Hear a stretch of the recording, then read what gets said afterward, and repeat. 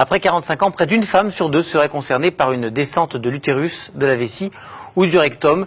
C'est ce qu'on appelle le prolapsus. Et les hommes aussi peuvent être concernés par la descente d'organes. Par honte, il ou elle hésite encore souvent à consulter alors qu'il y a des solutions, rééducation ou chirurgie. On en parle après quelques explications anatomiques, Marine. Alors, on va reprendre un schéma homme et femme de profil. On voit bien qui est l'homme, qui est la femme. Là, vous êtes très très fort. Alors, on va commencer par les hommes, même si c'est beaucoup plus rare, on en reparlera tout à l'heure. Les organes donc du... Attendez, ça va revenir. Voilà.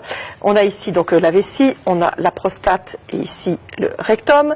Et pour la femme, donc beaucoup plus fréquent, plusieurs organes peuvent être concernés. Donc on a la vessie ici avec l'urètre. Je vais en enlever quelques-unes pour que vous puissiez suivre. Là, l'utérus avec le vagin.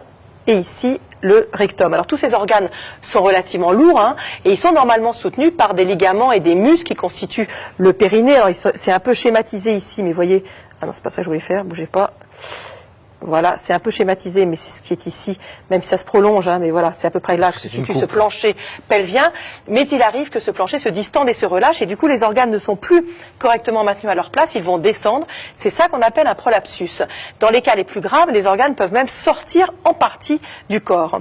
Alors, il y a plusieurs sortes de prolapsus, Benoît. Oui, on va voir ça sur cette animation. Donc, on vous resitue la vessie, l'utérus avec ici le vagin et ici le rectum. Alors, bien sûr, c'est pas bouché en haut, il n'y a pas de cul-de-sac en haut du rectum, oui, c'est juste c'est pour schématiser, quand même. Alors, quand la vessie, qui est donc ici, descend dans le vagin, on appelle ça un cystocèle. C'est le cas le plus fréquent. Quand c'est l'utérus ici qui descend dans le vagin, on parle d'hystérocèle. Et enfin, quand le rectum ici descend dans le vagin, on parle de rectocèle.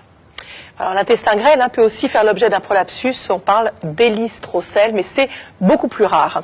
On va voir ça sur une image pas courante. IRM. On est sur une IRM. Alors pour vous situer, vous distinguez ici la colonne vertébrale, ici l'intestin grêle, là c'est la vessie. Ça va être du côlon à ce stade-là. Le côlon. Enfin c'est pas grave, c'est l'intestin. C'est l'intestin. Elle est médecin, moi pas. Bon, les intestins.